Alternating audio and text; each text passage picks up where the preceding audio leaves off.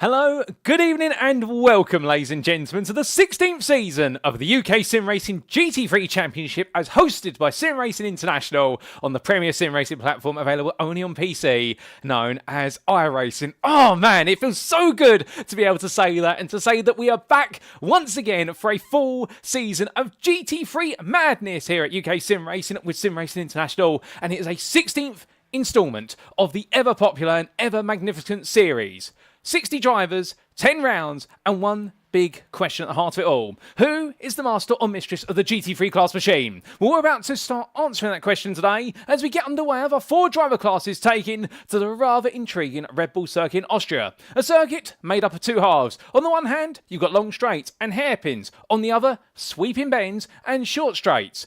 Bring it all together, and it means there's no perfect way to set up a car around here. You've either got to be quick on the straights or quick in the corners. You can't be both, but what you can be is very bold on the brakes, and that's why we can expect plenty of 2 and 3 wide moments into each and every braking zone. But where are my manners? Allow me to welcome you all to this broadcast from circuit side. A post-round broadcast it is, but presented as if it were live for your viewing pleasure, and you're tuning in right now via the official YouTube channel at SimRacing International. That's going to YouTube and search for SRI or SimRacing International, and you can be tuning in there. Indeed, to many of you, we say hi in the YouTube chat, and don't be shy, feel free to say hi. And indeed, we don't bite here. The only biting you'll see is biting on the brakes lap after lap as our drivers attack this circuit.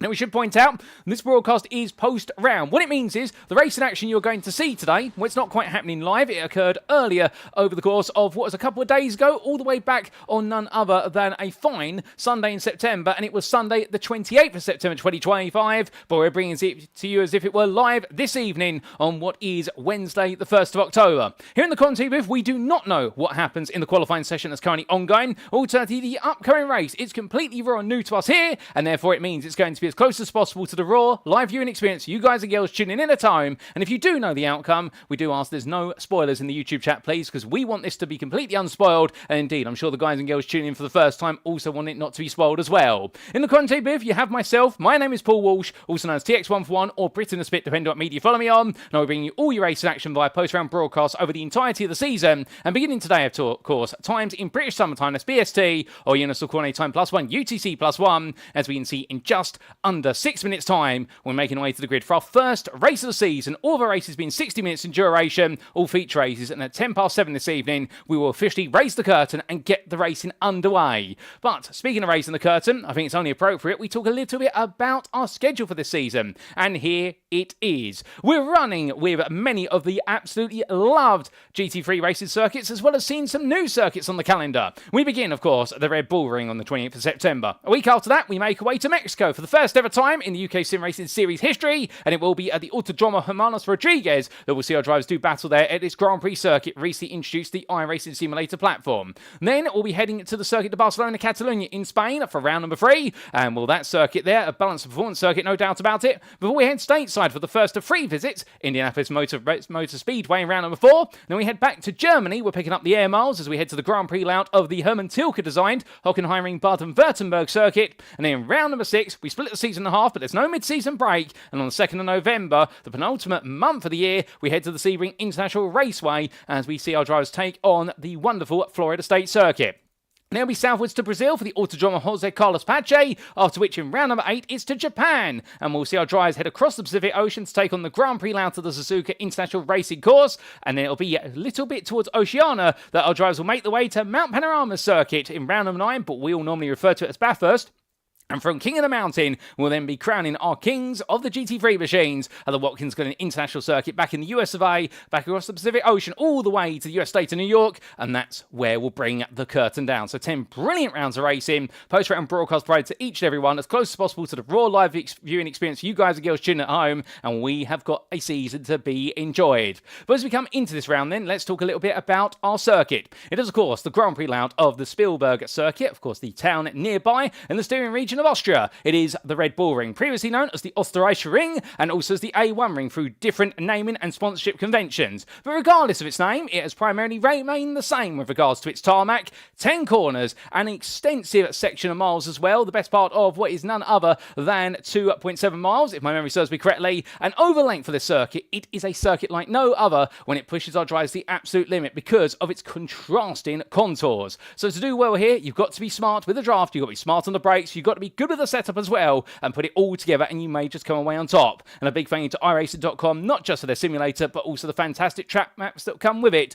as we'll be reviewing each of these circuits beforehand each and every round and giving you the download of what's to be expected here. But real balanced circuit today, and therefore it's all going to be about what our drivers can do behind the helm of their machines, and indeed trying to get the best out of themselves across our Elite, Pro, Premier and Evo classes. But before we go racing, a quick reminder of the rules, because we're not allowed to go racing without rules. It wouldn't be right. Setup wise, it's an open setup series with fuel loads restricted to 60% for all races. That fuel load will be important. We'll explain shortly why. Qualifying wise, a closed qualifying format shall be used, so drivers take to an isolated instance of the circuit and they have an outlap plus 4 flying laps available to set their best possible time without tripping over each other's toes. Then when we go racing, it'll commence via double foul rolling start, as is the tradition of the UKSimRacing GT3 Championship, with there being a mandatory pit stop over the race distance, and that is forced by the fuel load. Changing tyres, however, is entirely optional, and indeed our drivers can choose to use all 4 of the same tyres that they started on, or they can make a switch of a couple or all 4 of them. Each driver may also use a fast repair if needed. They have one available, and they shall receive a drive-through penalty if they accumulate 20 or more instant points, but hopefully it shouldn't come to that. Meanwhile, all race stewarding shall be conducted post-race. But that's enough rules, regulation, everything in between. We head back to circuit side, and in good time as well, because as we do, we're not too far away then from seeing who is going to be on pole position here in qualifying.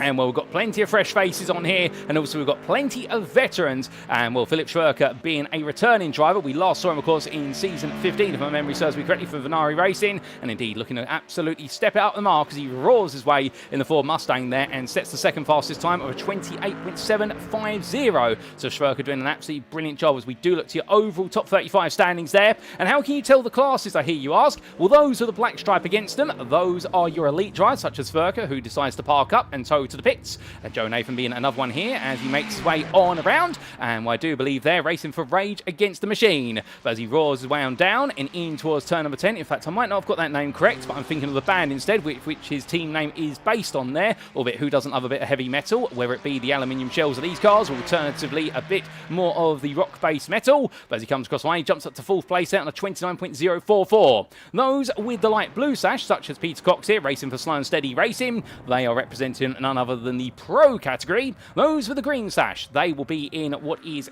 your Premier category. And meanwhile, those with the red sash, they are your rookies. They are essentially your Evo drivers, or perhaps the slowest in terms of pace, but by no less enthusiastic about getting stuck in the race. And Simon Hartley right now, of course, potentially for second place in the class there. Of course, all these laps subject to validation by the iRacing track limit system, and we will wait and see whether those laps are validated or not in favour of the driver, or whether this is discounted, as a lot of drivers have left it very late in the day to set a good lap. Wayne Douglas, with 15 seconds left on the clock, if he doesn't get to the timeline, we are going to see the Premier driver starting from the very back of the field, and that is a surprise, as it will be for Raz Harper, who I believe is not going to get a lap in. But Douglas heads towards the final corner. Is he going to make it? I don't think he is. I think he's going to miss out by the best part of 2 seconds. Yes, he is. That's qualifying complete, ladies and gentlemen. Let's head to the grid then for our first race of the season and see how they're all going to start. So as the drivers make the way to the grid, this is how they line up for the first race, round number 1 of season 16 of the UKSimRacing GT3 Championship, brought to you by SimRacing International. And in the end, with updates on the lap times, it is going to be a newcomer, Ulrich Scholl, who takes pole position there for Venari Racing. He will join his teammate Philip Schwerker on the front row, and they will lock it out together. Behind the Italian and the German, it's going to be the Briton of Richard Simler for DCW Racing, ahead of Rage Against the Game Esports' Joe Nathan, not raging against the machine, but he comes close. The American driver then be followed up by the Briton of none other than Ryan Davies, who'll begin this one in 5th place. The Empire Motorsport driver back on the grid once again. It's great to see him there, number 85. Casper Brotner, he starts his day in 6th place for Old Dudes in Cars. The Flying Dane, who's made his way all the way up through the ranks over multiple seasons. He finally finds his way into the very top class, and we're very happy to see that. We then do see in 7th place, he's going to be a pole sitter for what will be the Pro drivers. It's Nathan Scott and the Aston Martin Evo Vantage. Well done to the Empire Motorsport driver. That's a brilliant effort there from him, no doubt about it. Then we do have none other than Andy Jones of DCW Racing. He starts this one in 8th place, ahead of Peter Cox. The slow and steady racing driver there, we're looking to move his way forward as quickly as he can. However, he will have the pressure of Colin Furs. Or not, in fact, Colin Furs there. I'm thinking of a YouTuber. Same surname, different name there. Christian Furs in 10th place for PandaSpec Motorsports. And he's the more famous member of the Furs family. I should say the number 26 driver. How could I get him wrong? He'll be in the Ferrari 296. Very popular car for this season, it would seem, in the Pro and Elite classes. And outside the top 10, starting in 11th place, it is going to be Stephen Donnelly there, and the Irishman make his way back to the grid for JSD Motorsports, and he'll be joined on that 6th row of the grid by Si Anthony for UKSimRacing Price. From the ever popular Welshman, we then come to the Norwegian driver who has a huge fan group. I'm not going to say I'm one of his fans. I'm not allowed to have a bias, ladies and gentlemen. Let's just say he's an absolutely brilliant man to chat to. The Track 6 Racing driver starts in 13th place ahead of your pole sitter for what is the Premier drivers, John Watt for SimRacing International, saving Privateer Ryan. He begins this one in 14th place. That's a movie reference, no doubt about it.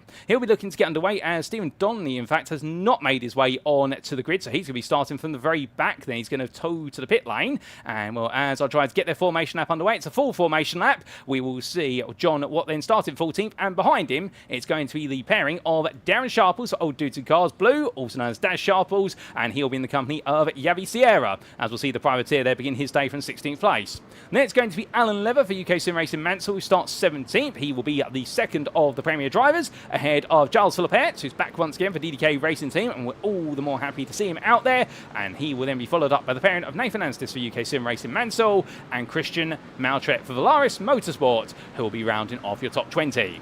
Outside the top 20, we've got plenty more rows to go here. Let's not forget, we've then got Daniel Shilcock, who starts 21st for Track 6 Racing. Well out of sorts. He is the elite driver there. He's got a lot of work to do. Mark Collicott for DCW Racing starts 22nd, and he will be in the company then of 23rd place man. That is going to be none other than Austin Graff for Axis Simsports. Jack Barker for Major Racing, the ever-resistant driver there. He had an absolutely frustrating relationship with his Acura NSX Evo in Season 15. Indeed, it was filing divorce papers very quickly, but he's now married himself to a Lamborghini Huracan, and we're very happy to see him back happy behind the wheel. We then have Joe Sapra started 25th for JSD Motorsports, ahead of Hendrik Zilka for Old Dudes and Cars Blue. He changed his team for this season. And well, speaking of drivers staying with the same team, we'll have Richard Jones starting 27th for Sloan Steady Racing, ahead of Ricardo Luis Pereira, who completes, what is that, 14th row for Privateers of the Caribbean at SRI.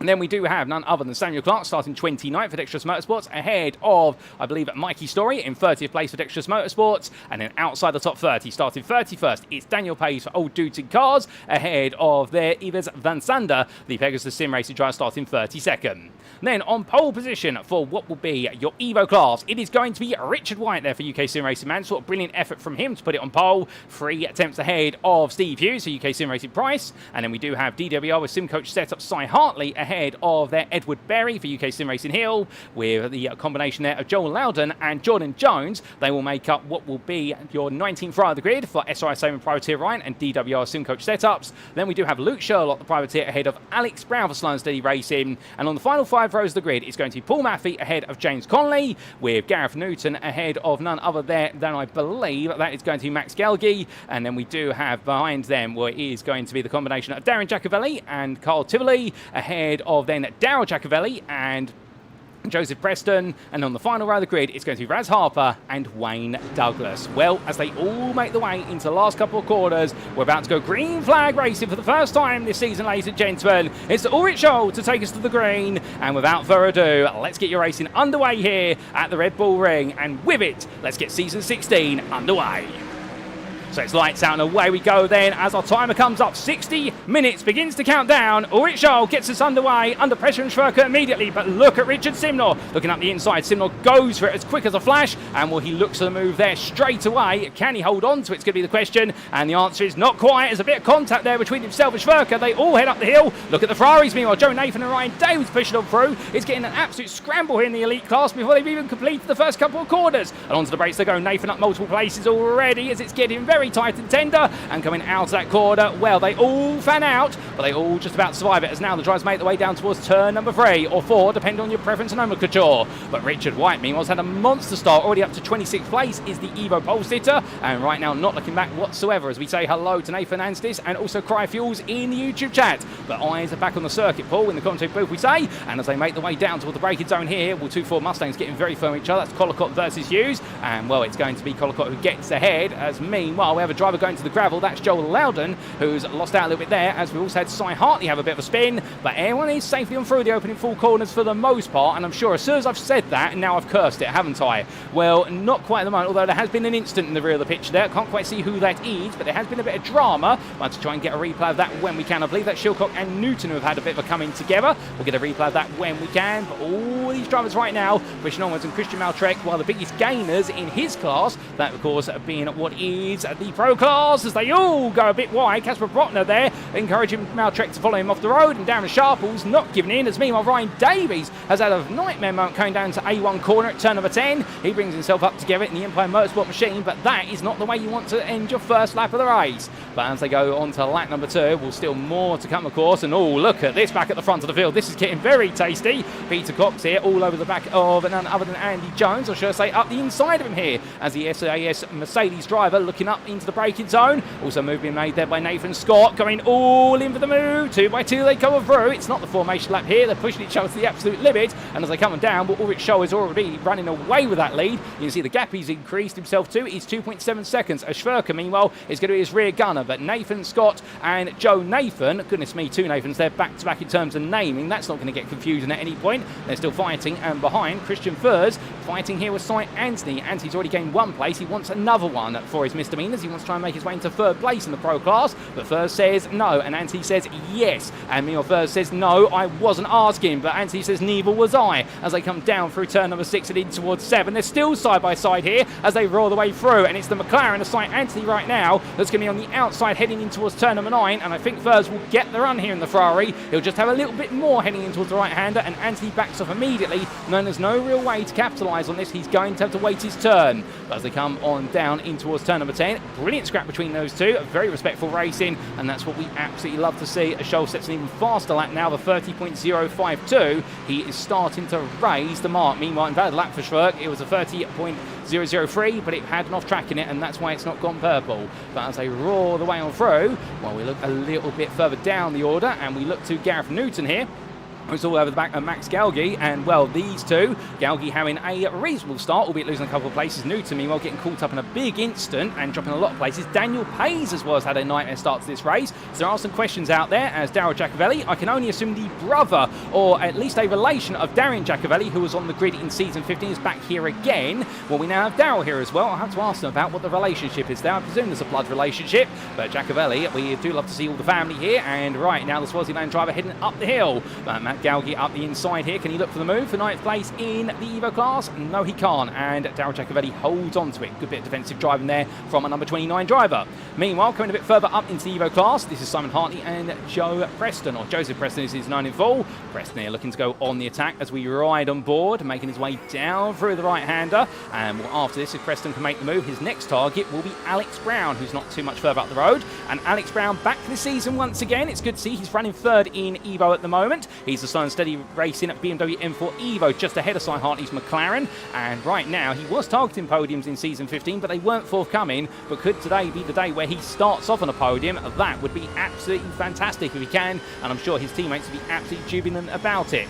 But as our driver makes his way along, well, right now for Preston, it's going to be about keeping that pressure on. He can't quite make a move at this time as he roars his way on through. A little bit further up the order, James Connolly, meanwhile, as we catch him there, he's been chased along by teammate Steve Hughes. They're trying to work together here at the moment. They're for sister UKSimRacing teams. However, you can imagine, whilst they are in rival teams at this point in the race, they won't want to be stepping on each other's toes here. And indeed, as Hughes of the Ford Mustang, a very fast car around here, well, right now staying close, but not going to be able to make the move, at least, versus that Ferrari that's got the benefit of the draft of Sierra in front of him. But behind you can also see that Wayne Douglas looking at this for Douglas Motorsport. He's made a lot of progress so far, and in fact Wayne Douglas there is going to go from very far back.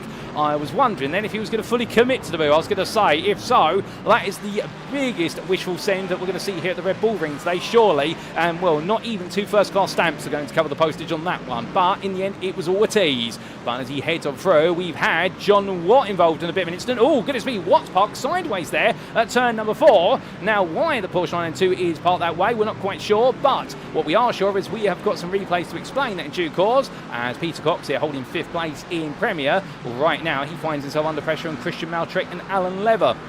We're getting closer and closer, and then Casper Brotner's also queuing up in this, so it does seem as though these drivers right now are all very eager to try and break into that top 10, as we do show you the class standings there and show you how the top 7 in each class, if not the top 10 of the selected viewed one, how they all shape up after the opening 6 minutes of racing. Indeed, it's been fast, it's been furious. That's what we expect from the UKSimRacing GT3 Championship, and whilst they plough the way along, here comes Maltrek looking for the move on Cox. Cox defends the inside here into turn number 1. This is going to cost both of them a huge amount of time here. Maltrek now looks for the the cutback, but the problem is, because he's had to scythe his line at the last minute, he will have lost a little bit of speed going through the corner and heading up the hill. Well, the Valaris Motorsport driver, as much as he's close, I don't think he's going to have an answer here other than to wait, because Alan Lever's right behind it, so is Casper Rotner, and while underbraking Maltrek goes for it, he really tries to pinch towards the apex. Cox has to leave the door open, and Maltrek in the end says to Peter, you know what, I want it that much, I'm going to force it off of you. And I think Peter Cox at this point is going to be saying under his breath, why? We can be catch up to Krista Halzoy, but Christian Maltrek really wants to fight,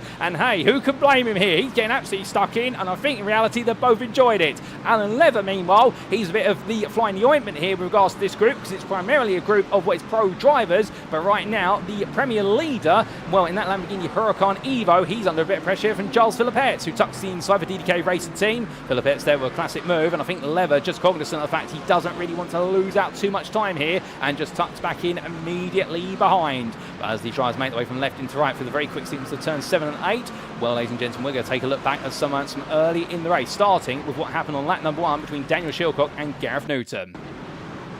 Now this was our drivers, they made the way on through, and as they did, well, heading towards the braking zone, Shilcock was already missing a rear wing, so there was an instant earlier on, and Gareth Newton just parked the car up there. So we don't really have an explanation as to what happened to Newton. In fact, yes we do, and well, this is what happened right at the start of the race, we believe.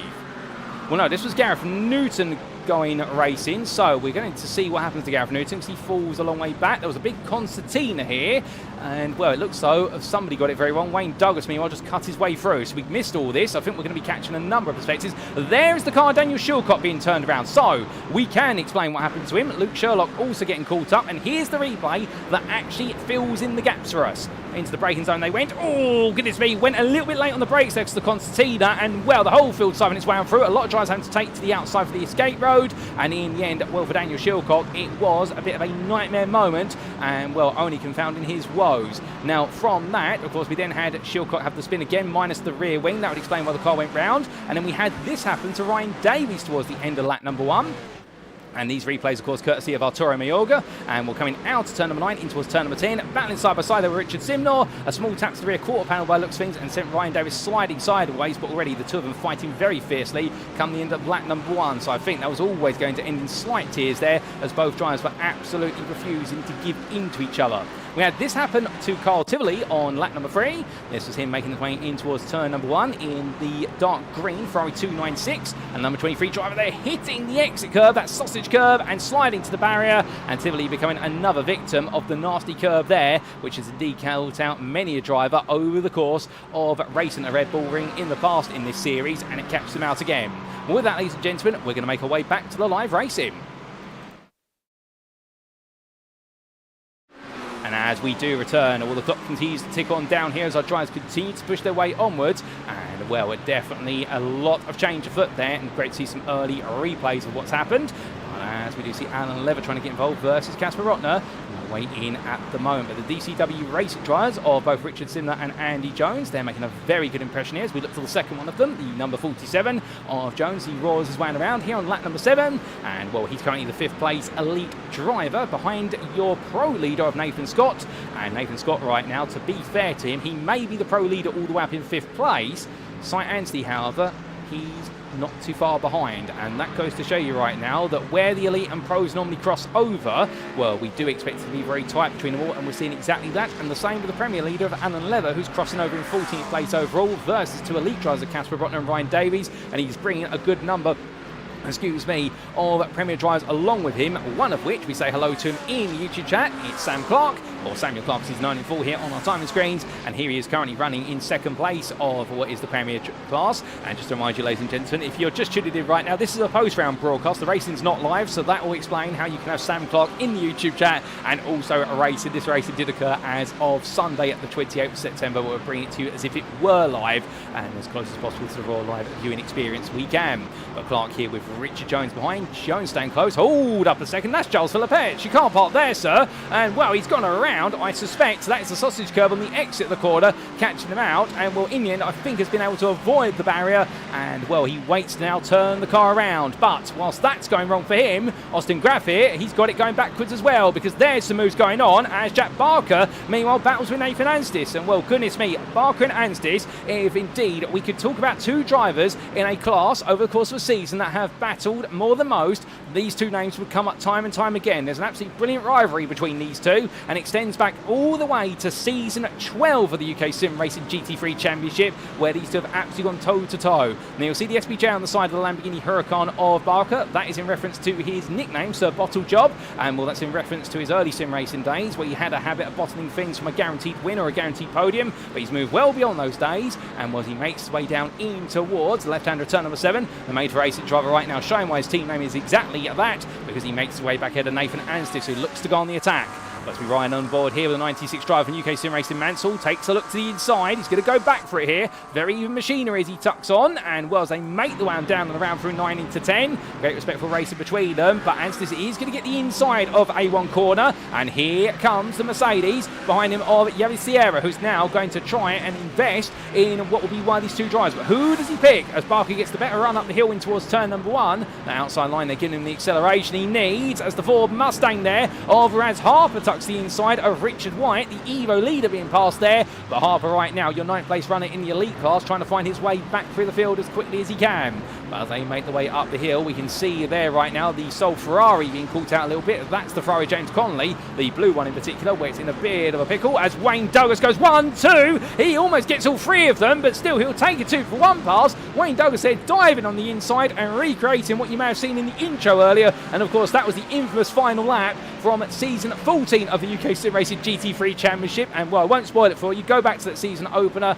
and tune into it, ladies and gentlemen, when you get a chance, and you'll know exactly what we're talking about. With probably the most dramatic conclusion to the race as being, well, a dramatic end to his running position. Yavi Sierra going to the gravel, rolling the car backwards, and, well, that is not a happy 979 car that right now just trying to get itself back together sooner rather than later. But as he does so, well, meanwhile, Richard Jones here making his way on around, and Jones right now on the push to the Premier driver as he makes his way in towards the right-hander for turn number 9, and, well, still trying to get things together as best as he possibly can.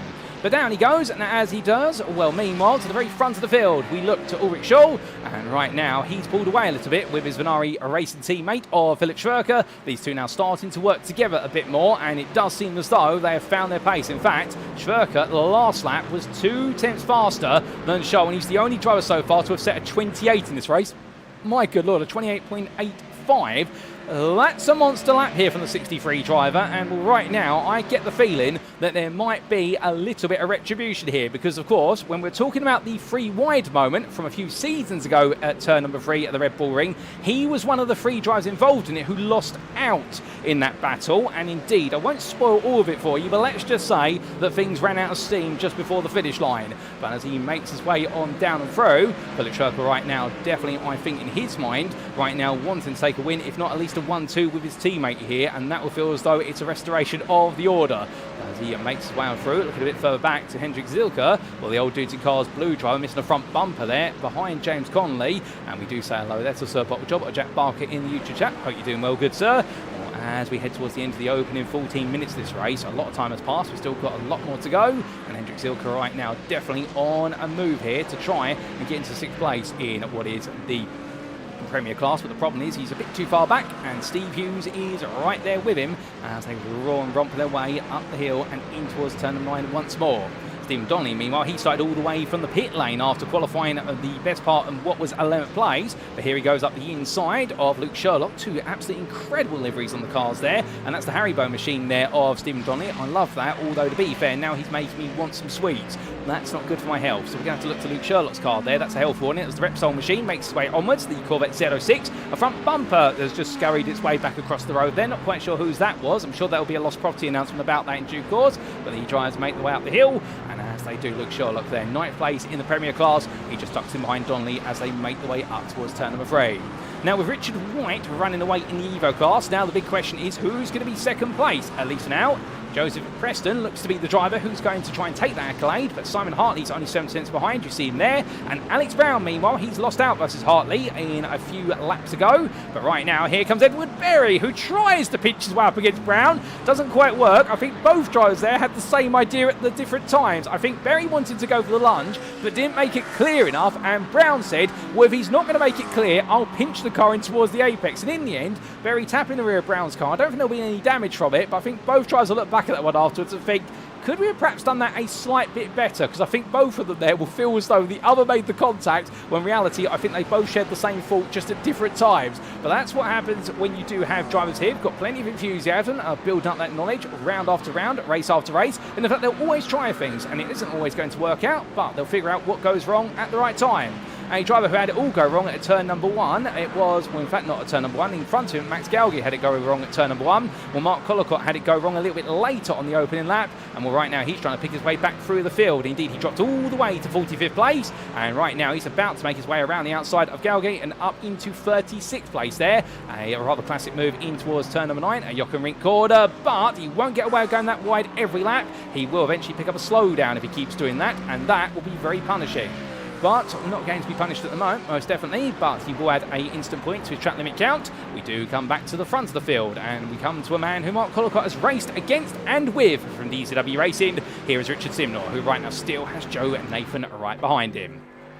Now looking back from the rear of the third place DCW Racing Mustang, the number 10, well, Joe Nathan close behind there, and right now you can understand that for Nathan it is a race where it's all about a bit of patience. Our top 3 are Ford Mustangs, and then it's a Ferrari. So in the game of Ford versus Ferrari right now, this is definitely leaning the way of the American manufacturer. However, Nathan has shown a good turn of pace earlier on, and well, right now we're hoping he can turn the pace and the screw a little bit more. But what can he do here behind the 5-litre V8 of the Ford Mustang? Well, he can try to fuel save. The one thing that the Ferrari does have to its advantage versus the Mustang is better fuel economy. A very thirsty beast is the Ford Mustang. The Ferrari a little bit more economical with its turbo-supported 6-cylinder engine. Ferrari moving away from 8 cylinders to 6 cylinders as they made their way from the 488 Evo into the 296. Indeed, a lot of European manufacturers moving to 6-cylinder machinery away from 8 cylinders. The likes also include BMW when they transitioned from the M6 to the M4. Ferrari, as we've just mentioned, that's just to name 2 of many manufacturers who have gone that way. Although we still have some Europeans out there, such as McLaren with their 8-cylinder twin-turbo V8 in the McLaren 720S. But that might most likely may be replaced in a couple of years' time.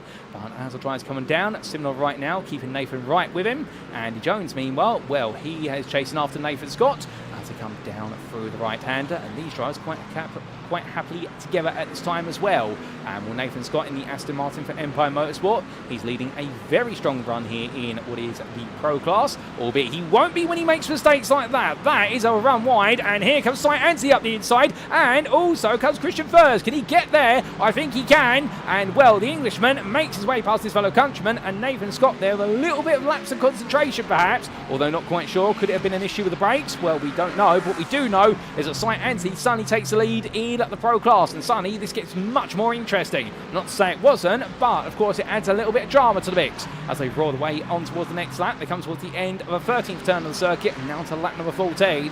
And as we say hello to Mark Kent, we've got a couple of replays to show you, ladies and gentlemen, particularly what happened to Charles Philippus on lap number 8, and also a couple of other interesting moments. Let's take a look back at some moments earlier on in this race. So back we go then to lap 8, and starting with the DDK Racing team driver. This was at turn number 1. Into the braking zone he went, and as he did, hit the sausage curb. The car bounced one way, then the other. It didn't go to the barrier, however. It slid around and did a 180-degree spin. Well held, that man, to stop it rolling back on the circuit, and also to stop it going to the tyre barrier. On the same lap, we had this happen for Joe Sapra. And, well, what exactly happened to him? Too wide into turn number 1. This doesn't always work out.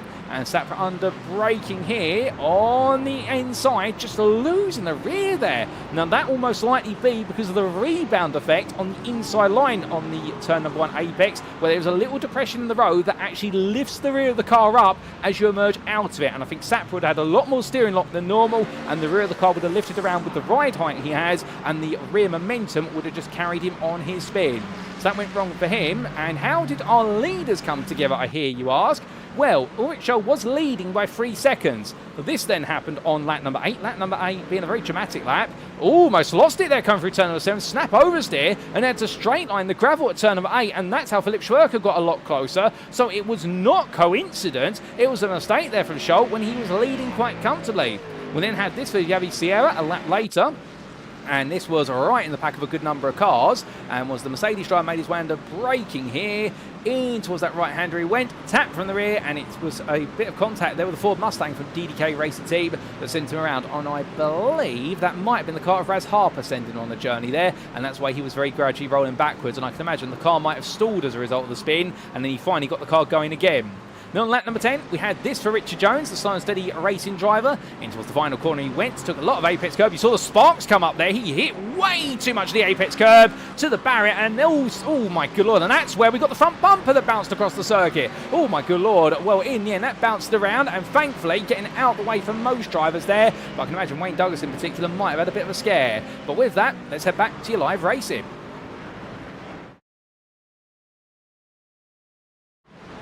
Well, we come back to your live racing now, ladies and gentlemen, as we do.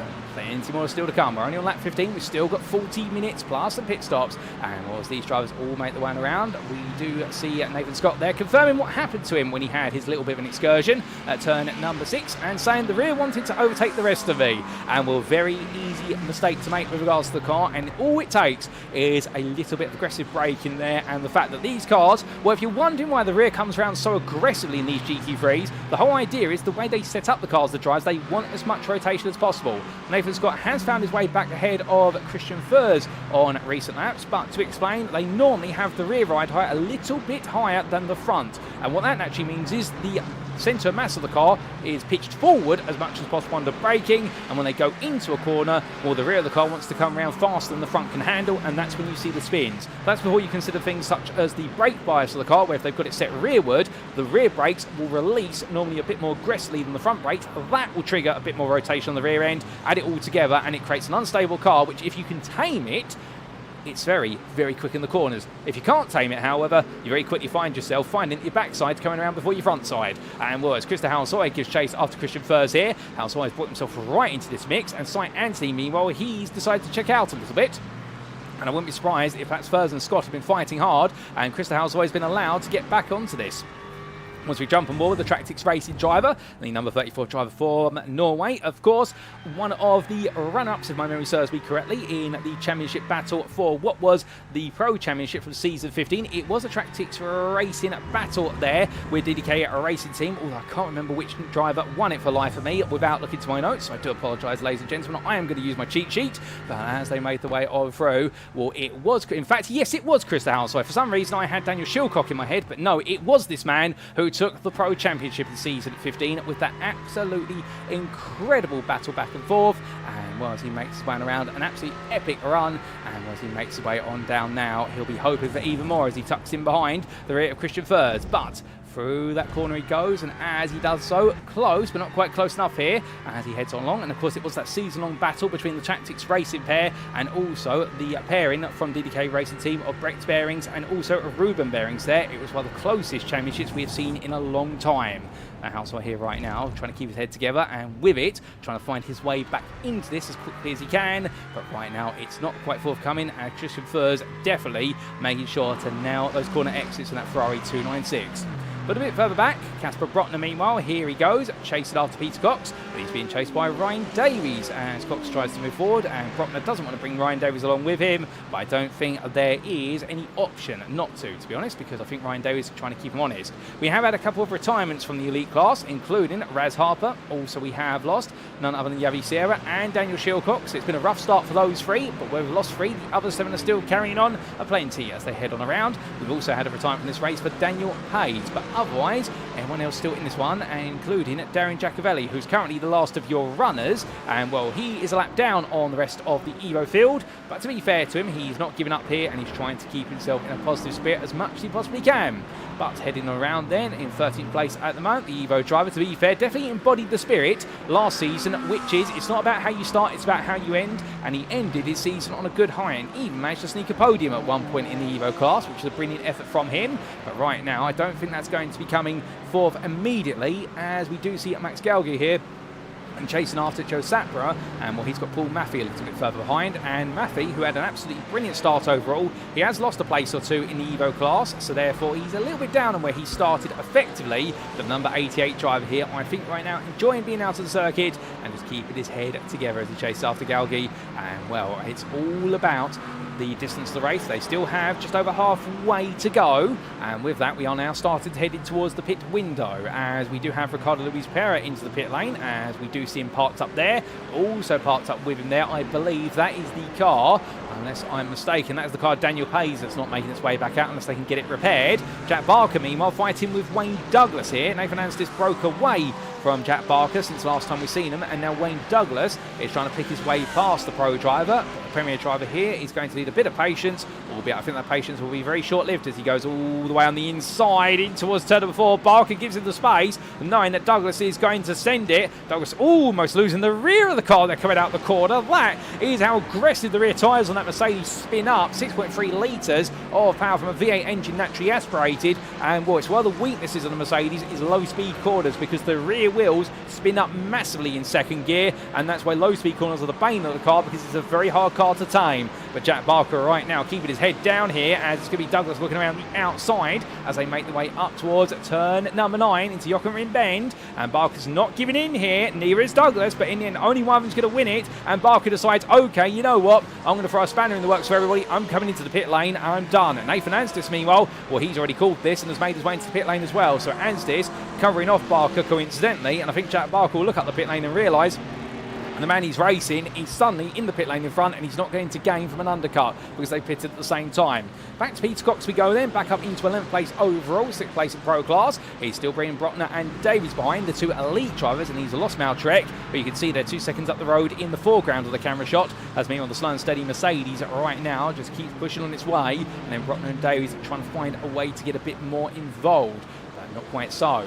Off camera, we have had a change for overall lead, we should point out, and Philip Schwerker has made his way ahead of Ulrich Scholl, and that's happened quite recently. In fact, it did happen on lap number 14. We don't have the replay footage for it, but these drivers right now all doing everything they can together in order to try and get to the end of the first stint, try and do some fuel saving where they can.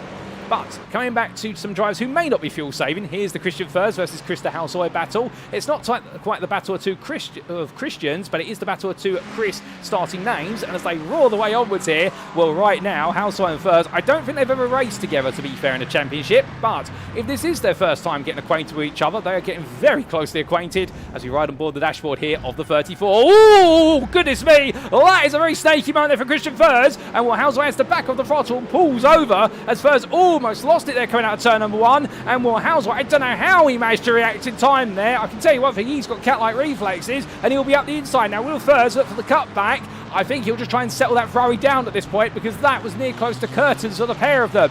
But brilliant commitment there from both, Halsoy in particular, to move into third place, kept the pressure on, and well, Krista Halsoy does move up, but Nathan Scott now has pulled 2.6 seconds up the road as a result of these two really fight each other. And here comes Furs, he gets close. Does he look for the move into turn 4? No, he doesn't. He waits, and instead will now look to the next set of corners. From them, let's come back to your Evo class meanwhile, as there's plenty of battling going on here for the second place in the class. We do have Simon Hartley into the pit lane, it should be pointed out. So these two drivers, Alex Brown and Edward Berry, you see on screen, they've inherited second and third, albeit Simon Hartley was only a couple of seconds up the road from them. So they are in a fight with him, and Hartley has decided to go for the undercut here to get himself back ahead of them. And keeping in mind, looking at the track map, there's not really much space on the circuit at the moment to operate with or to come out into clear air. It's going to be a bit of a gamble by coming in so early for Hartley, but I think he's seen a window that he can work with, and well, to be fair, he may know something more than anything else. As we do say hello there to Joe Shapra, I should say, or Shipra. I think that's the way I should say it, and if not, I'm sure we'll talk afterwards, Joe, and you can help me get it absolutely right. And indeed, if anyone's tuning in right now and knows that I'm completely butchering a name, don't worry, let me know, we'll fix it for round number 2 broadcast. Let's call it one of our Walshisms here, like the good old Murray Walker-isms, whereby we can't always get everything right in the commentary booth. But glad to have you with us, Joe, and good to see you, and glad to you enjoyed the racing. But as we do see Edward Berry making his way down behind Alex Brown, well, these two close, but not really close enough right now, as you can see that Anstis and also Shipra behind as they charge their way up towards turn number 9. But through that right-hander they come, and as they do, the pit lane will beckon, but will they answer its call? And the answer is going to be no, these two won't, and nor will Anstis, and nor will Shupra, as they roar the way then onto another lap. They're coming around, looking a bit further back. Here's Ricardo Luis Pereira, who's going up the inside of Gareth Newton, the Aston Martin driver here, making a classic move in the Mobile 1 machine, and well, up the inside, takes that 33rd place, absolutely bolted on there as we look to the overall standings and trying to make his way a bit further up that order. Speaking of another driver, continuing his way on a bit of a recovery drive, and he's doing a fantastic job of it. In fact, he's got back to where he started in this race already, Mark Collicott. He has definitely put himself right through that field as quickly as he can, and right now I think he'll be hoping that he's got a little bit more in the tank. But heading down towards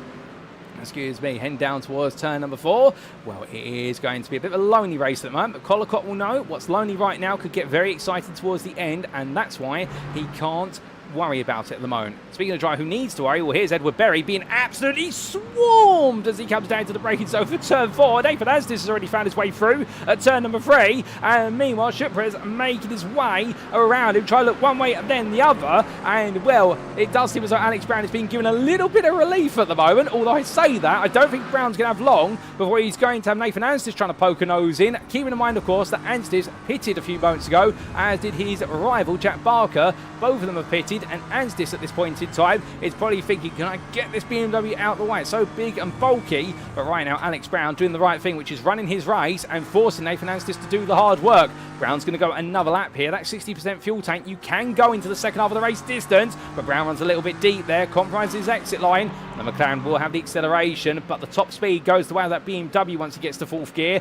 so it's going to be too wide up the hill. Here also behind you see Berry versus Shupra as they roar the way in towards that right-hander, and in the end it's 1, it's 2, and well, it is going to be the Aston Martin that makes its way through. Brilliant move there from Shupra as he roars his way up towards turn number 3, but here comes Brown. He's got the acceleration, he's got the lead foot. Aston Martin's going to defend then, and well, has he got the brakes here in the car that's new on the grid? The answer is yes, he has, and it is going to be up in a 24th place overall for Joe Shupra as he roars his way after Nathan Anstis. But heading down towards the next braking zone. Meanwhile, we've had a bit of drama further up the road, and we've had a bit of an incident for Christian Furs on entry into the pit lane. Not quite sure what's happened, but he is going down the pits, but I think the man he was chasing after, Krista Hausoy, has broken away a little bit. As meanwhile, just to keep it even more interesting in terms of the top 3 in the Pro Class at the moment, from a Krista and a Christian, we've got another Christian in the form of Christian Maltrek right now. I can promise you, ladies and gentlemen, this is not a religious advert, it's just how their first names fall. But as they come down in towards turn number 3, or should I say up into it, he's all over the back there, Krista Hausoy, and gets the better run, and Hausoy getting boxed in there behind a Ferrari, and that is the Ferrari, unless I'm very much mistaken. Well, I believe that is going to be one of our Ferraris in the form of not James Conley there. I think that might be Carl Tivoli. But coming down towards that braking zone, we will see as they charge away and out. And well, right now it definitely is all shaken up. But Maltret there capitalising on Hausoy getting boxed in, and that has really worked out a treat for him, as now he takes on track lead for the Pro Class. Is it the strategic lead to the Pro Class, however? I think Peter Cox would like to say something about that, because he has yet to take a pit stop and he's closing on this quite quickly. You can see Peter Cox, in fact, very briefly in the rear of the picture there. So he's coming on. They're all coming along quite quickly, our drivers. And well, this Pro Class, I think, is going to get very tense after the pit stops. I wouldn't be surprised if we see a big shake-up in the final stint. Here comes Maltrek. Krista Hausoy, meanwhile, he stays out for another lap. He's going to try and go all in, albeit if he goes out that wide too many times, he'll be in the pit lane for a drive-through penalty. Can't afford to keep doing it, but as he heads on down, he is going to go one extra lap. We do know that this Aston Martin is a little bit interesting on fuel because of the way its torque banding is. It's not that strong in the low torque band, but that's where you can save quite a bit of fuel. The idea is you want to keep your revs as high as possible to get the best acceleration, but the problem is, and if you keep the revs high, then you use more fuel. So it is a bit of an odd one for fuel. So Krista Hausoy has worked some magic with this car, and he takes the lead of this race. Well, as he does so, Ryan Derris and Alan Lever have come through. Meanwhile, the men who pitted from the lead of the race, the Venari racing pair of Philip Schwerker and Ulrich Scholl, Schwerker, he's now back into the elite lead on strategy. Richard Simnor, meanwhile, there is Ulrich Scholl, and then you see Simnor, who's leapt ahead of what is Scholl in the pit lane. So a good bit of strategy here from DCW Racing. They've got their driver ahead, Andy Jones, meanwhile, still a little bit further behind, and Richard White, who's yet to pit, your Evo leader, he's all the way up into 7th place at the moment, but keep in mind there are some pit stops still outstanding. Our 1st, 2nd, 3rd and 7th place drivers have yet to pit. Everybody else has already pitted or is in the pit lane. So that's why you are seeing some drivers out of position. Hold up, who's parked up there? That is a car waiting to go. Can't quite tell you who it is at the moment. I think that is Preston who is parked up there. Joseph Preston, who's gone sideways. Now he was down in 42nd place. Yes, it was Joseph Preston. We just catch him as he's getting himself back up to speed. But thankfully on the exit of turn number 4 and parked up as he made his way into 5. So not really on the racing line and waiting for everybody there. And well, good awareness from Preston to make sure not to scupper things. As hold up, that's a lot of smoke, that's a lot of gravel. Surely not, we've had to go wrong. Oh no, that is your second, well, your 3rd place driver in the elite class. That is Ulrich Scholl, who's had it go very wrong. So Scholl right now drops all the way down the order there as he tries to get it back together. And whilst he's trying to pick up the pieces, he's down to 11th place. Well, meanwhile, Ryan Davis is going another lap. He does know he's got a pit right in the number 85 Ferrari for Empire Motorsport because he's yet to pit. Everyone else has made the fuel tank go long. Unless we've missed his pit stop, although if he's done this and leapt his way all the way through the field, we have definitely missed a trick here. Surely he's got to come in at the end of this next lap. But Ryan Davies right now, well, this is the longest stint of everybody. He is going to 25 laps on that fuel tank in that Ferrari. We know it's good on fuel. We didn't realise it was that good on fuel. And, well, as the Aston Martin of what is Nathan Scott will hopefully give a bit chase later on to that because he was around Ryan Davies at the time before the pit stops. Philip Furker, meanwhile, the man on camera right now, we believe he is your effective race leader overall when we do see Davies come into the pit lane. But one thing that's for certain is with Ryan Davies, he will do anything unconventional. He's a very quick driver. He's a very smart driver as well. And he's not afraid to go completely against the book if he needs to make a result happen. And the same can be said for Cy Anthony here, the pro leader, but he's got this man right behind him, Joe Nathan, as Cy Anthony runs a little bit wide out the corner. And we say hello in the YouTube chat there to Joe Nathan, and well, hope you're doing well, Joe, and also to Alex Brown as they make their way through, and good evening to Alex.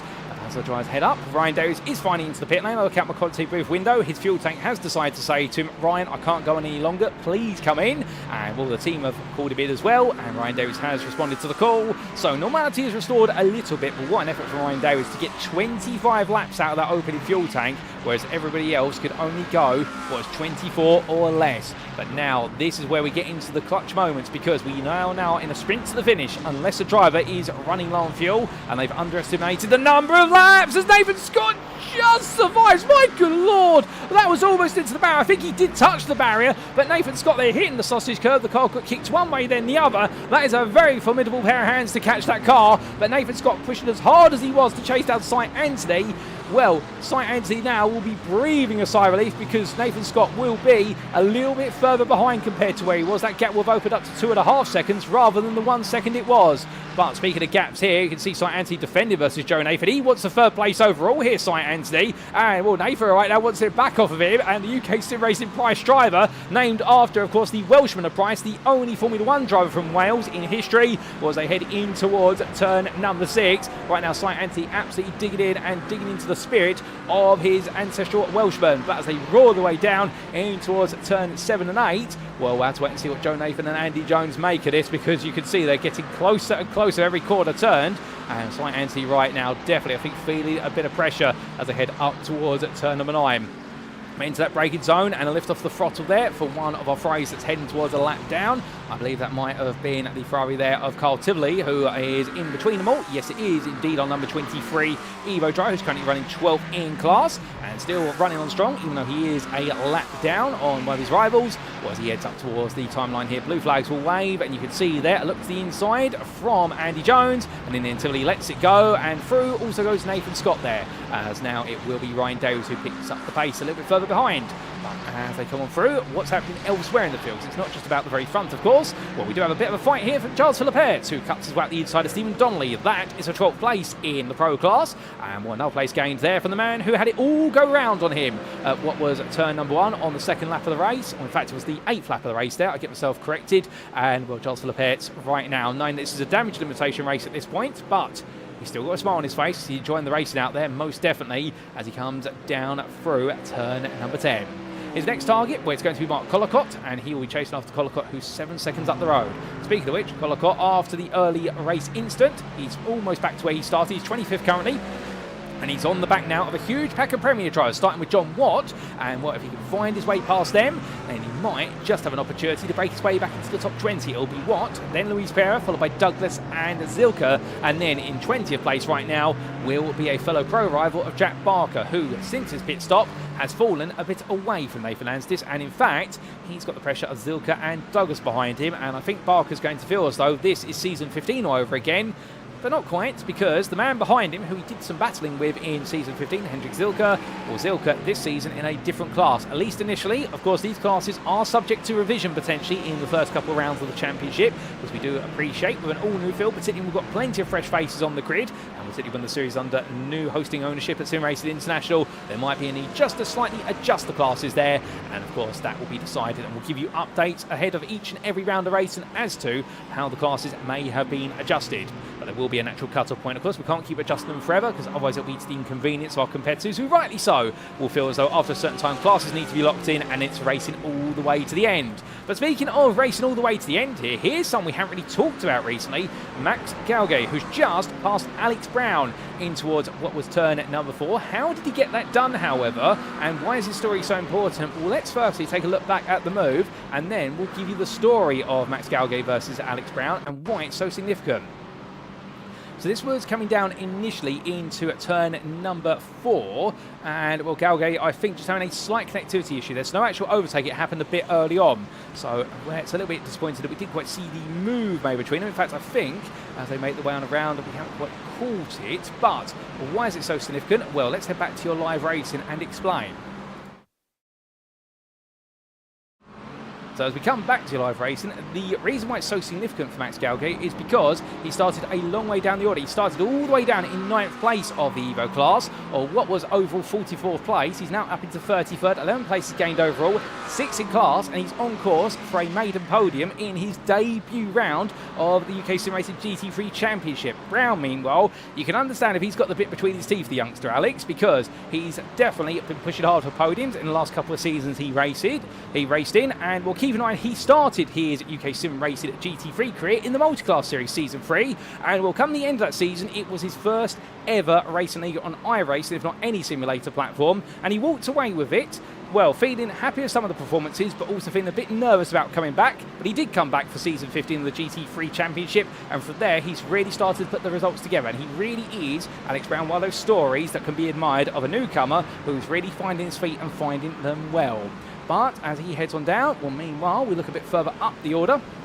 Back to Samuel Clark here, and we haven't talked too much about him recently. He does have Ayaz Van Zander right behind him there as they come out to turn number 3. And Van Zander here trying to look for an opportunity. He's currently running 18th overall, or none other than 9th place of the Pro class. The second place Premier Man is right in front of Will Clark, and then he'll want to go after Nathan Anstis as he's cleared Jack Barker. And you can see the Lamborghini driver a bit in the rear of the pitch there for a moment. But right now the Pegasus Motorsport driver, well, he's close, but not quite close enough to make the attack.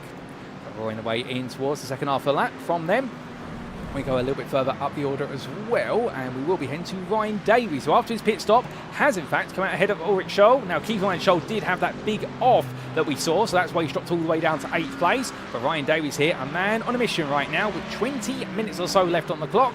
He definitely wants to try and piece this all together as much as he can.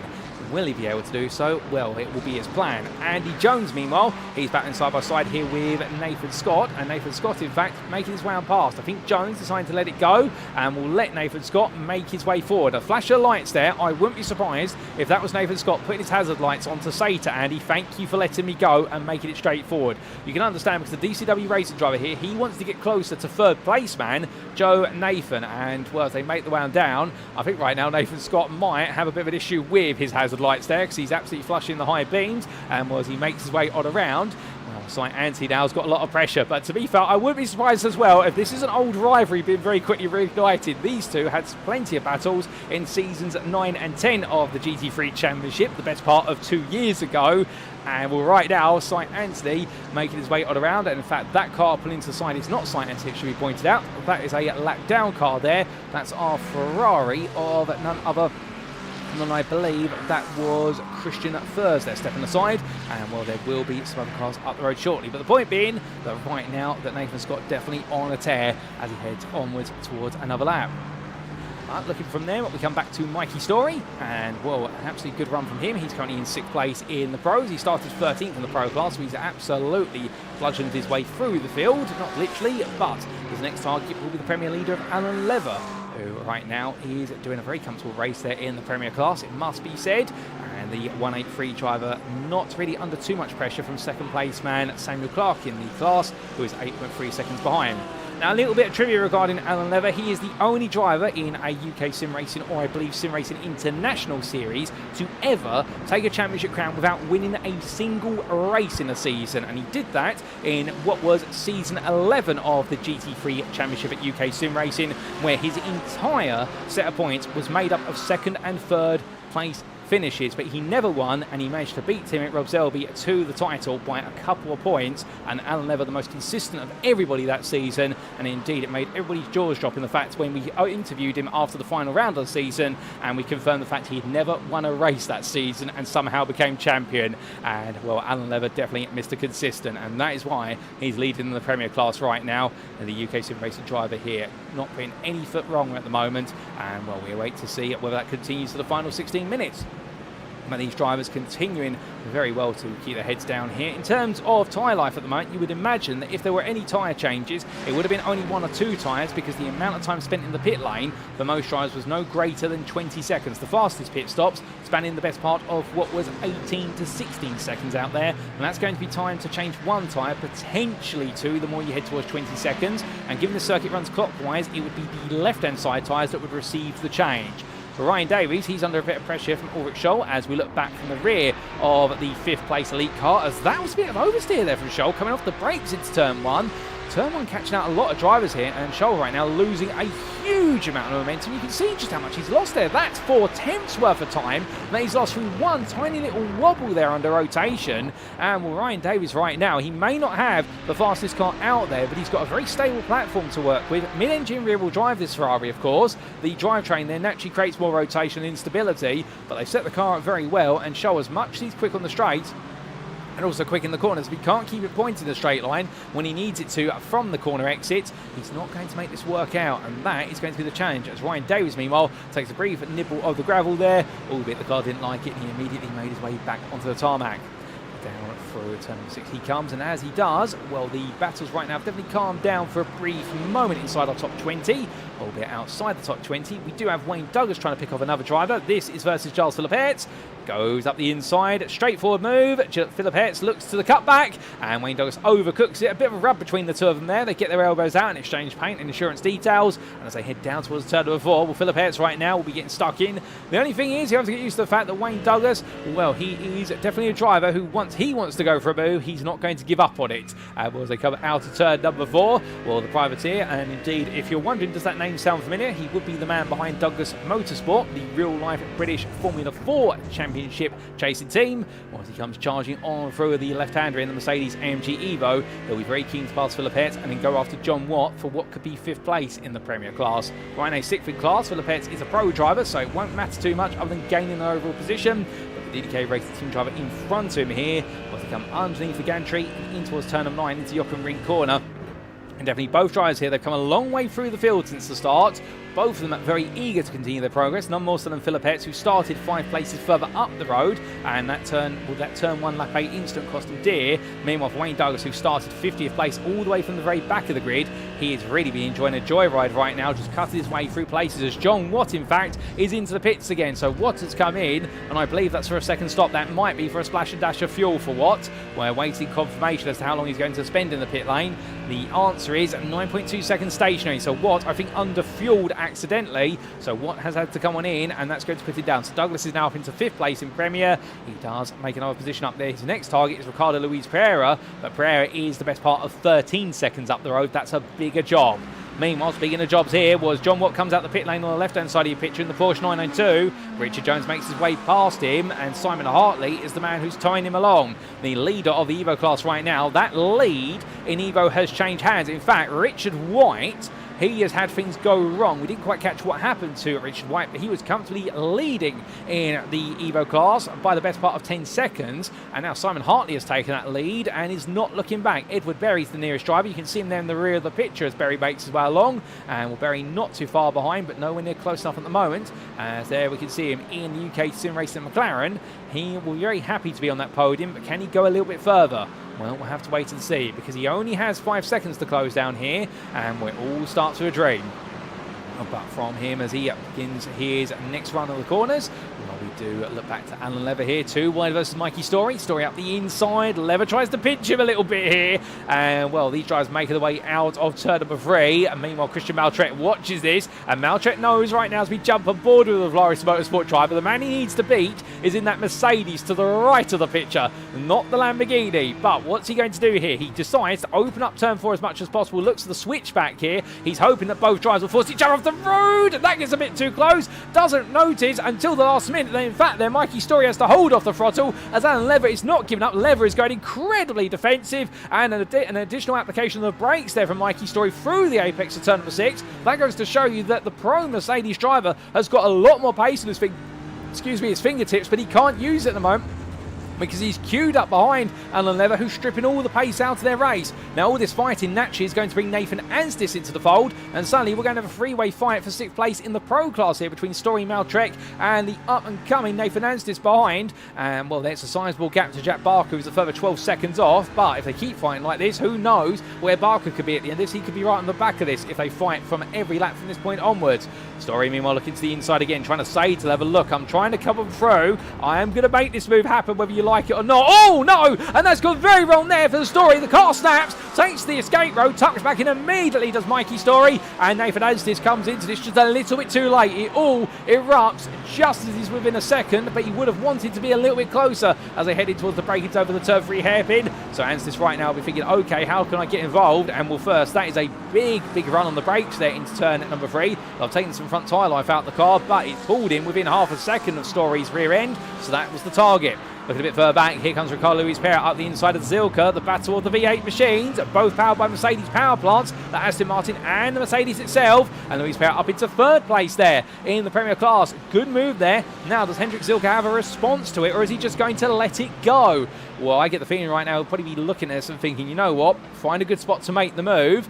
But the problem is, if the Aston Martin driver is quicker naturally, then there is going to be no way back here unless he gets caught up behind Jack Barker in the Lamborghini, who's right in front in the foreground of your camera shot.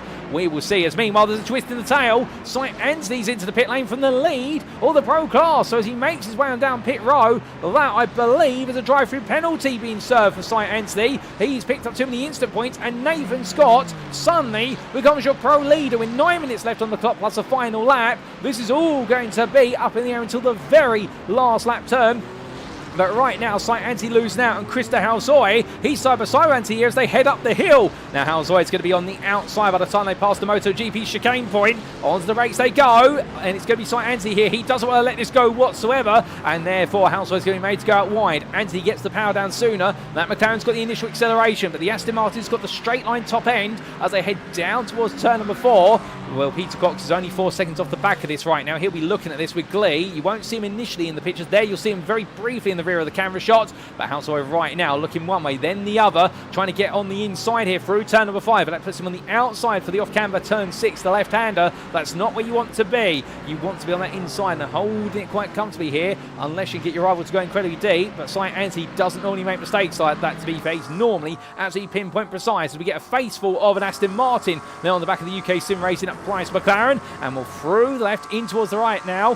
Krista Halsoy close, and Sight Anti I think trying just to get a bit more normality back into this race as Ryan Davis is into the pit lane. In fact, Davis has had to toe to the pit, so has Richard Jones. It's all going wrong for so many names within the final 10 minutes here, and well, I don't want to predict what else is going to happen at this race, otherwise it'll be commentator's curse all over this season.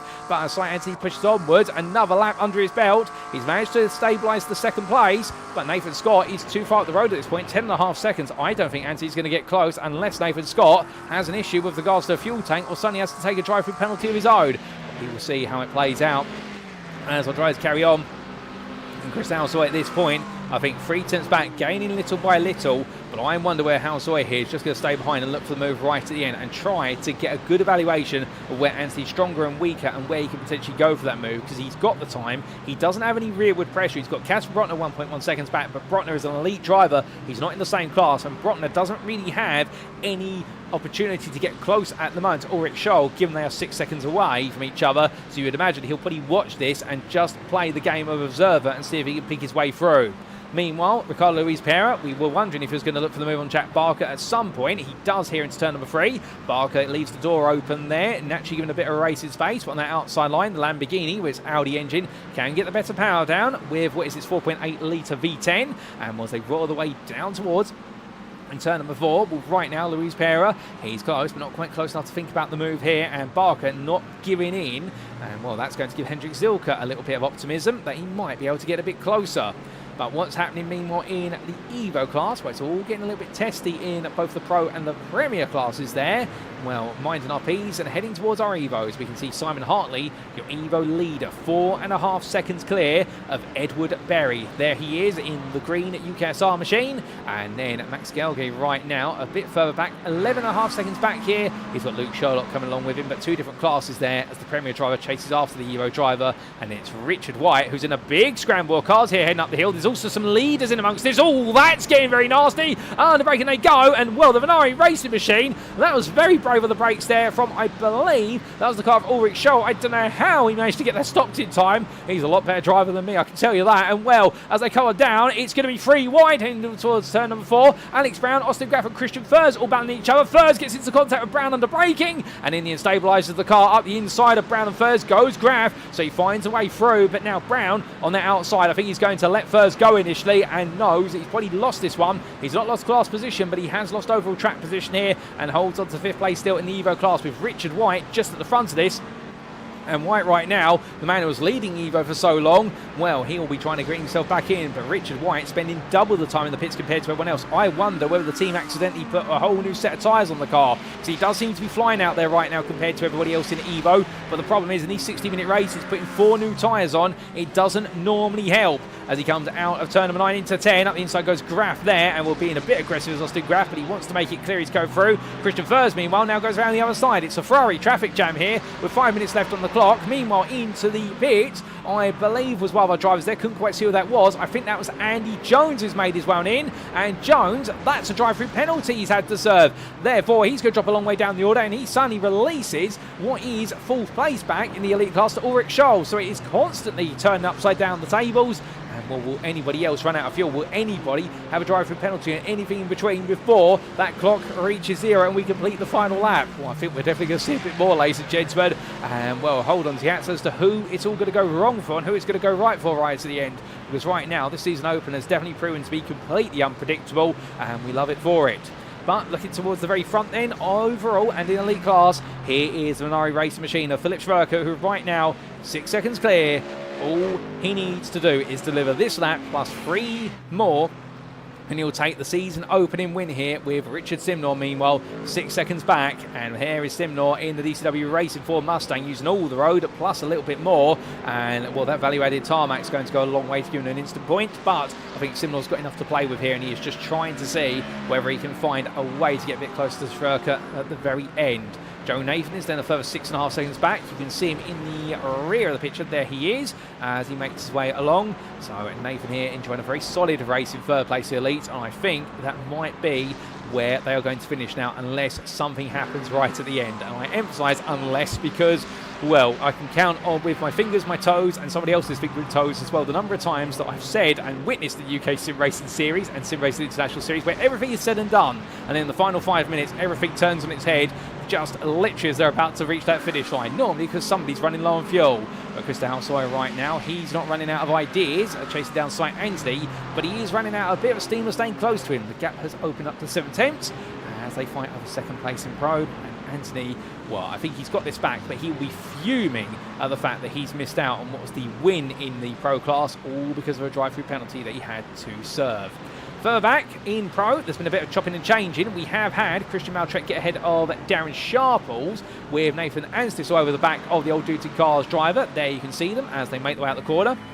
When jumping on board here with the UKSimRacing Mansell driver, and well, these two, they're very firm with each other, they're very acquainted with their battling, and well, meanwhile, our leader heads towards the line, and in fact, we are going to see the race called a little bit early, ladies and gentlemen. It is going to be checkered flag there for Philip Schwerker, a lap earlier than anticipated. He takes victory in the lead, and overall, head of Richard Simnor, who is your runner-up here today. A brilliant effort from him.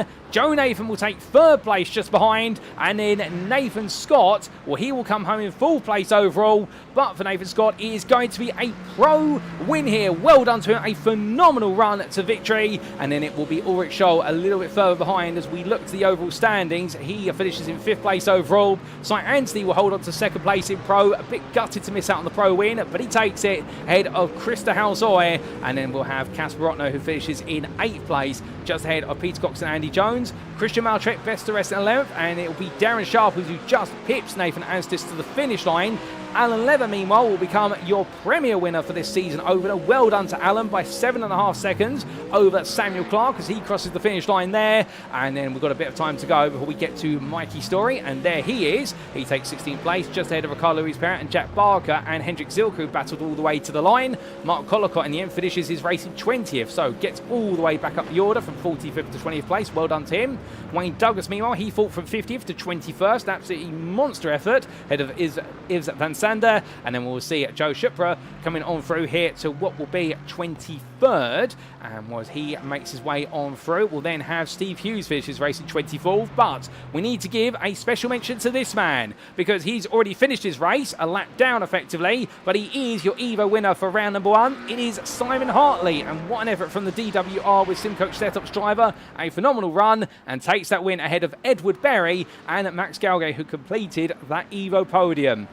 Well, as he calls it down into the pits, indeed they all do. Well, these drivers tiptoe into the pit lane right now. Indeed, they won't want to pick up a speeding penalty as they make the way on in, given all the results will be subject to any stewards' inquiries. But what a race, ladies and gentlemen. And as things cool down here at the Red Bull Ring, let's take you through those race results subject to any stewards' inquiries.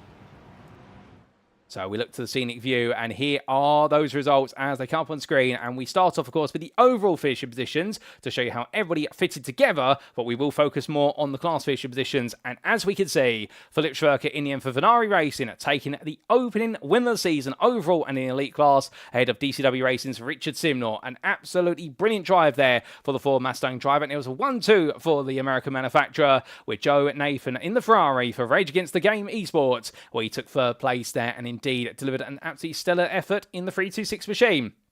From a top three of elite drivers, it was then Nathan Scott, your pro winner in fourth place for Empire Motorsport. Aston Martin Evo right up there in the mix, which is absolutely fantastic. Head of Venari Racing's Ulrich Scholl, who round off the top five there, and will be gutted that that mistake he made in the second stint cost him to be on the podium with his teammate and potentially make it a Venari Racing 1-2. Cy Anthony took the run-up spot in pro, but with it, a sixth place overall for UKSimRacing Price after a drive-through penalty cost him the winning class, and he managed to hold off the intentions of Krista Halzoy, who battling with Christian Maltrek and also the felon Christian a little bit further down the order of Christian Furs for a good portion of the race. Well, in the end, we got to see Krista Halzoy finish in third place in the pro class for Tractix Racing.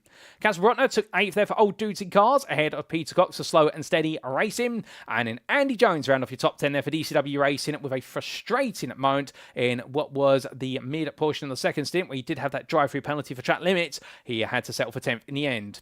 From the DCW Racing driver, it was then Christian Maltrek, best to rest in length for Valaris Motorsport, and then Darren Sharples and Nathan Anstis completed the run of elite and pro drivers before you finally get to your Premier Class winner, Alan Leather, who finished 14th.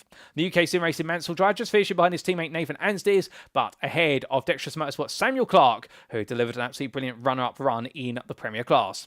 Mikey Story separated Clark from Ricardo Luis Perra, with Luis Perra being your third place finisher in the Premier Class for SimRacing International's Privateers of the Caribbean, and indeed, as he was looking to that horizon, he was able to chase down Samuel Clark, but not quite get close enough to pass. We'll then look a little bit further down the order, what with Jack Barker, Hendrik Zilka and Mark Collicott completing your top 20, to look to your Evo winner down in 27th place, Simon Hartley there for DWR with SimCoach Setups. A brilliant run, finished a lap down the end compared to the overall winners, but to him, what matters most is he's on the top step of the Evo podium. And from him, behind him was John Watt, And then we did see your second place driver in the Evo class of Edward Berry on his debut, delivering an absolutely brilliant effort there, 29th overall for UK SimRacing Hill. Head of Split Track Esports is Max Galgay, who started all the way towards the back end of the Evo class, but come the end of it, finished third in the class, and that's what matters. He'll be absolutely pleased with that 30th place. Looking further on down there, we saw it was a lap down for our entire top 40 and also all the way through to Daryl Giacovelli in 41st place. And behind the privateer, we then did have 5 laps down, but still classified as a finisher, Richard Jones for Slow and Steady Racing. But unfortunately, commiserations to the non-finishers as classified of Carl Tivoli, Jordan Jones, James Conley, Darren Giacovelli, Raz Harper, Yavi Sierra, Daniel Pays, Daniel Shilcock, and that's your 50 car finishing order overall. But most importantly, how do they finish in class? Because this is where all the points are made or lost. Starting with Elite, Philip Schwerker then, your winner for Venari Racing. A brilliant job, and gutted, I think, not to have a 1-2 of his teammate, but still, made sure that Venari Racing took the first win of the season. Head of Richard Simnell for DCW Racing. Joe Nathan, third place there for Rage Against the Game Esports, with Ulrich Scholl recovering to fourth after his mistake, but the Venari Racing driver will know there was plenty more at stake here today. Casper Rotner took a resilient fifth there for Old Dudes in Cars, ahead of Andy Jones. For DCW Racing, who definitely had podium pace, but it didn't quite work out that way. And then we did see Empire Motorsport in 7th place in the form of Ryan Davies, with his very different strategy there, albeit a second pit stop costing him dear right at the end. And then we did have the retirements of Raz Harper, Yavi Sierra, and Daniel Shilcock. From then we come to the pro class, and here we can see the story was all about the battle in between the top 3. But Nathan Scott in the end, the Empire Motorsport driver, managed to get a fortunate break when he was running second for so long, having defeated the rest of the field, and then finding a way ahead of Cy Ansley, with the UK SimRacing Price driver having the drive-through penalty. Tractics Racing's Krista Halzoy rounded off the top 3. That podium there, a very fiercely contested podium, and indeed he was only 6 seconds ahead of Peter Cox, but the Slow and Steady Racing driver on a different day might have been able to pull off a podium finish, but it wasn't to be today. Christian Maltrek took 5th place for Valaris Motorsport and round off that top 5 there with 4 different manufacturers inside the top 5 positions. And then we did come to Darren Sharple's Old Dudes in Cars Blue, who only held off Nathan Anstis to the finish line by less than a 10th. The UK SimRacing Mansell driver was followed up by Mikey Story for Dexterous Motorsports. There was Jack Barker for Made for Racing, and a misfortunate DCW Racing driver Mark Collicott, who in the end managed to make it into 10th place on his recovery drive. Iv Van Sander rounded off best the rest of the length for Pegasus Sim Racing, while a lap down there for DDK Racing teams Giles Philippetts, and the same for Christian Furs and Stephen Donnelly. But coming from the JSD Motorsports and Panda Smith Motorsports driver then to the Premier class. And here we can see in the third of our 4 classes, Alan Lever, your outright winner today in Premier by 7 seconds. Indeed, didn't put a foot wrong over the distance, and the UK SimRacing Mansell driver puts Lamborghini on the top step. It's been a while since we've been able to say that. And the McLaren 720S of Dexterous Motorsports' Samuel Clark was the runner-up. A brilliant effort from Mr. Clark, head of Ricardo Luis Pera, who came on strong in the second stint, and I think he had been hoping he had an extra 15 minutes of racing to chase down that second place spot. But from the SRI Privateers of the Caribbean driver, it was then Hendrik Zilka, who was less than 3 tenths behind for Old Dudes in Cars Blue, but ahead of Wayne Douglas there by the best part of 9 seconds. The privateer having come through from the back of the field from a 13th place start, he finished in 5th place. There was Joe Shepra, who finished in 6th for JSD Motorsports, ahead of UK SimRacing Price's Steve Hughes. And we did see from them a lap down to John Watt for SRI Saving Privateer Ryan, ahead of the privateer of Luke Sherlock, who on his debut got involved in plenty of battle there, and we're looking forward to plenty more in a week's time, with Austin Graff there for Axis SimSports completing a Premier Top 10. Best the rest in the length was Richard Jones for Slow and Steady Racing after his misfortune right towards the end, put in 5 laps down, but still a finisher, and it was non-finishers of James Conley and Daniel Pays. Then lastly, we come to the Evo class, and here we can see in the Evo class, well, Simon Hartley enjoying a good run for DWR with SimCoach setups and 2.7 seconds ahead of Edward Berry for the UK SimRacing Hill. It was close all the way through. But the big shock, of course, was when Richard Wyatt abdicated the lead. Simon Hartley was one of the many who had to chase it down, and he got the job done. Matt Skelgay as well came through all the way from a 9th place starting class to finish third. The Split Track Esports driver definitely delivering the strategy today, living up to his team name, with Joel Loudon finishing in 4th place there on his debut for SRI with Saving Privateer Ryan. A great effort from him, and only 3 seconds ahead of Paul Maffey for Phoenix Racing. Richard White then had to settle for 6th for UK SimRacing Mansell. That's not where he wanted to finish, and I would imagine he'll be going for gold next time out, with Joseph Preston finishing 7th there for JSD Motorsports, ahead of Gareth Newton for GPX SimSport. Alex Brown with a late drive-through penalty in the end, meaning he was demoted to a 9th place finish for Slow and Steady Racing, but ahead of Daryl Giacovelli. And then we did see from the privateer, a fellow privateer best the rest, Carl Tivoli, albeit that was classified as a non-finish as he was more than 5 laps down at the finish line. time. And unfortunate end to the race for DWR with SimCoach Setups Jordan Jones, who we say hello to in the YouTube chat there. And indeed, he's always a friendly driver, I can tell you that. And he was ahead of Darren Giacovelli, the last of our retirees there, 13th place of the Evos. Well, with that, ladies and gentlemen, that's a rundown of all the provisional finishing positions. The incidents are still being investigated at the moment, and we'll be giving you an update on those as of round number 2. Because as we bring the circuit to a close, unfortunately, we don't quite have the standings available at the moment. They are being worked on. You can expect the Drivers' Championship and the Teams' Championship standings to be available as of successive rounds. Most likely, from round number 2 onwards, we will see the Drivers' Championship standings arrive, and then probably from round 3 onwards, the Teams' Championship standings will also arrive. So that does mean it is time for us to wrap up. Thank you very much for watching, and if you have enjoyed today's show, and perhaps you're sat there right now wanting to be on the grid or to know more about SimRacing International and all the series we host, well, we have a whole variety available to you, including our Premier Series that runs on Thursday evenings in the Trophy.ai sponsored and powered GT3 Championship. You've been tuning in today, of course, to the post-round broadcast of the UK SimRacing Community powered Sunday GT3 Championship that runs on Sunday evenings. On alternative weekends on Sundays as well, we do have the America's GT Challenge, which is all about GTE and GT3 multi-class racing, and that's reaching its midway point of the season. We have a new series that's upcoming on Monday evening, soon to be unveiled. And, well, if you don't want to pay to be on the grid, or if you're looking for something a lot more casual, you can, of course, join our free-to-join Practice League, which does run on both Tuesday evenings and also on Saturday mornings at 10 a.m. Indeed, there's never been a better time to get on the grid at SimRacing International, and to do so, all you got to do is join the official Discord using the link on screen, and you can get out on track with us and become part of the beating heart of the community. Before we do completely wrap up, we'd also like to say a big thank you to our league and series sponsors. We do include, of course, Trophy.ai, Carmate, More Than Technology, SimCoach, where you can unlock your true potential, the GP2 group. We'd also like to say a big thank you to Motorsport UK's esports division, as they do recognise us here at SimRacing International as a recommended community. We're very proud of that recognition, and long may it continue. But also, we have to say a big thank you to the UK SimRacing community. Now, many of you may be sat there thinking, well, why is the series under the SimRacing International banner? Well, it's been taken over as a result of an acquisition. However, we're very proud and very happy to have so many members of the UK SimRacing community having come across into Season 16 from Season 15, and we could not be running this series without you guys and girls. It's so good to see the uptake, and indeed many of you getting involved behind the scenes as admins and series administrators and encouraging everybody to get involved. And indeed, it is so good to see that the UK SimRacing GT3 Championship is well and truly still alive here at SimRacing International, and long may it continue, ladies and gentlemen. And that's why we proudly display the banner of UK SimRacing on this championship, because at its beating heart, it's always been UKSR, and under SI, that spirit will definitely continue. We promise you that.